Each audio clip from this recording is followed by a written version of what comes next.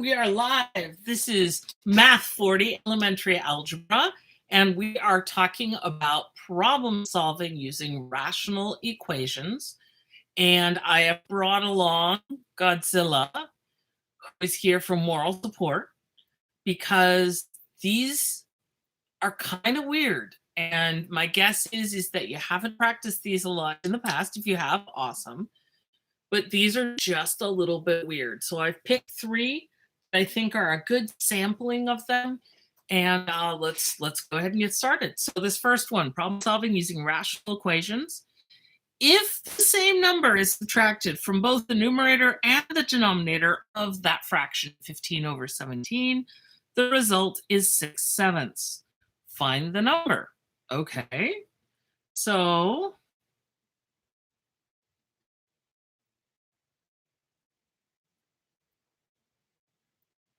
I'm going to declare variables by saying let n equal that number or that same number.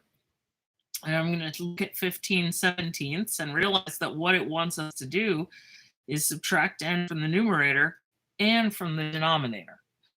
That if the same number is subtracted from both the numerator and the denominator, the result is 6/7. So we've got the is 6/7.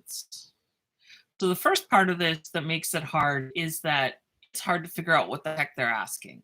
So that's what they mean by the problem, I believe. And then the next thing is how to solve it. Now, to be honest, you may have been taught something called cross multiplication. If you did, I'm sorry. It's not great. Yeah, in fact, I would love to know, the name and address of your math teacher so I can go have a talk with them. Because I think cross multiplication is a terrible disservice. However, I do understand that it's part of the curriculum in California and other states, which again, I'm very sorry. So, but cross multiplication does work in this case. It's a shortcut, and it's a shortcut that doesn't always work, but it does work here. So if you know how to do that, if you're used to drawing the arrows and going up in a cross, then that's awesome.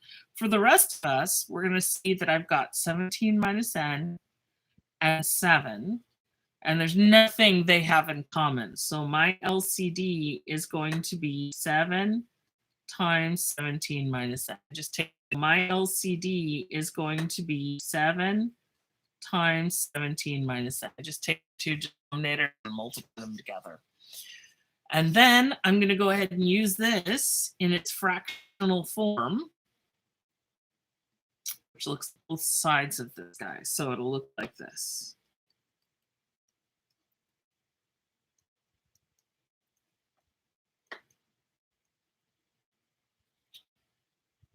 That's kind of a fancy 17. Sorry about that. That's kind of a fancy 17. Sorry about that. Okay, let me bring in the pen of destiny. Okay, so if we did this correctly, all the fractions should cancel.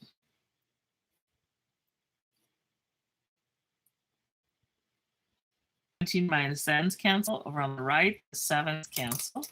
And over here, I've got 7 times 15 minus n equals 17 minus n times 6. Notice I put parentheses in on the left.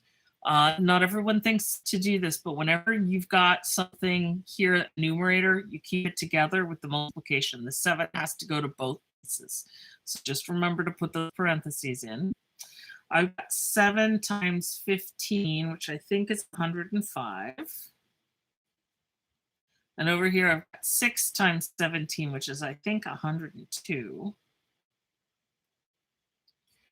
And then I have to decide, I'm going to add 7n to both sides, I think. That's the way I'm going to approach this one.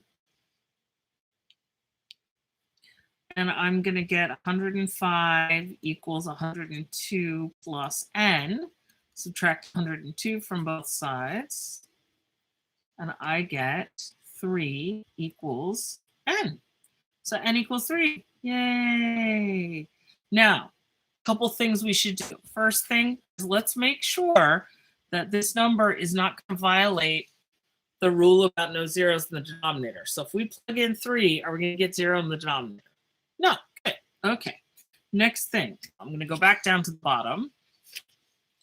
And I'm just right? Do a quick check. I subtract 3 on top, I get 12. 17 minus 3 is 14. I can cancel 2s, and then I get 6/7, right? So far, so good. And then we look at this and we go, oh, what could I do? What could I do? On all of them. Let me start it again over here. That's 300 over 2, which you it was over 2, which is 90 miles per hour.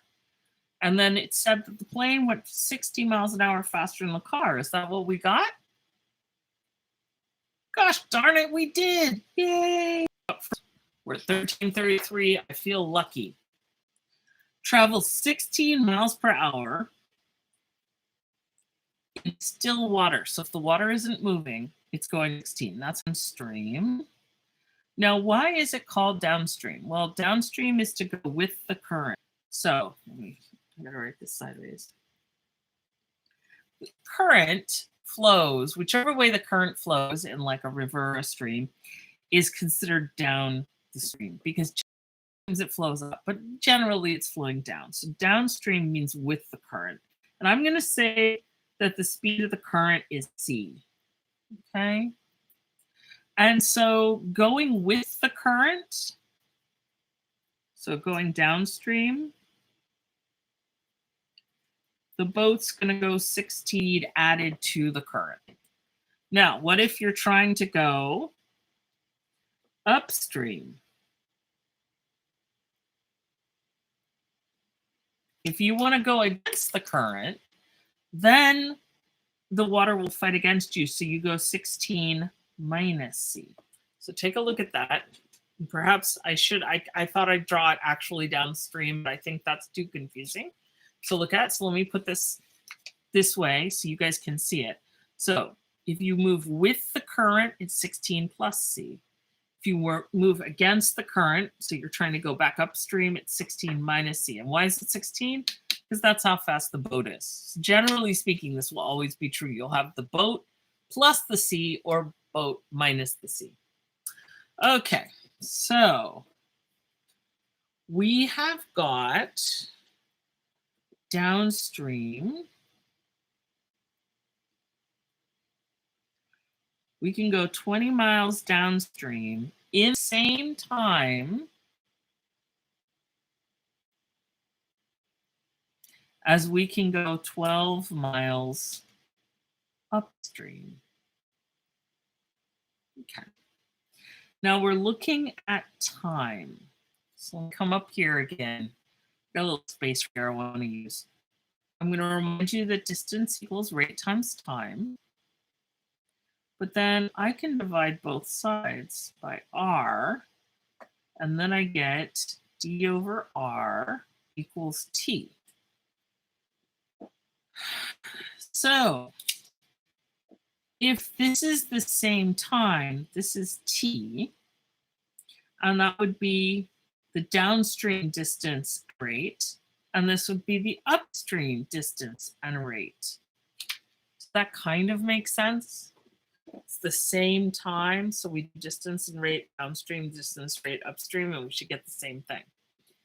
So the distance is 20 miles, and the rate downstream up there is 16 plus c. Upstream, the distance we're going is 12, and the rate is going to be 16 minus c. There we go. We've got our equation. That is our, yay, rational equation. Woohoo! What's our common denominator? It's going to be the both of them checked together. There's no way to be clever with it. You just have to use both of them multiplied together. So over on the left, 16 plus c, 16 minus c, all over 1 times 20 over 16 plus c. Over on the left, 16 plus c, 16 minus c over 1 times 12 over 16 minus c. Okay, pen of destiny. 16 plus C cancels, 16 minus C cancels, and I've got 16 minus C times 20 equals 16 plus C times 12. I'm going to get out a piece of paper and Godzilla's going to tell you you're doing a great job. Yay! Go you. You're doing an amazing job. This stuff is not easy. This stuff is really not easy at all.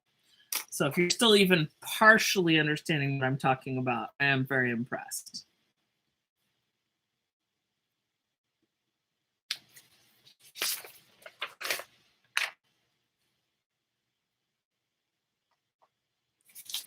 Okay.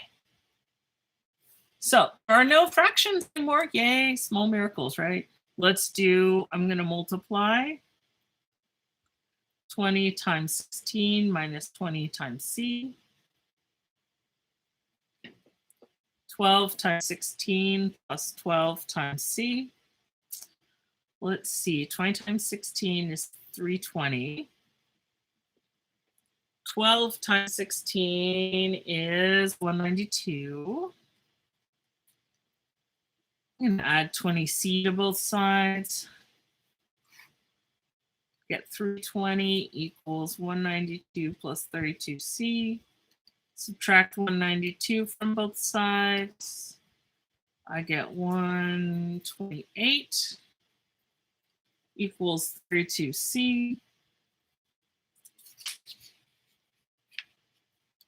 128 divided by 32 equals 32C divided by 32. C equals 4. Okay, what was the question? It's a good question. What was the question? Find the speed of the current in the river. Yay! The current was 4, and we're in miles per hour. We could do a little spot check.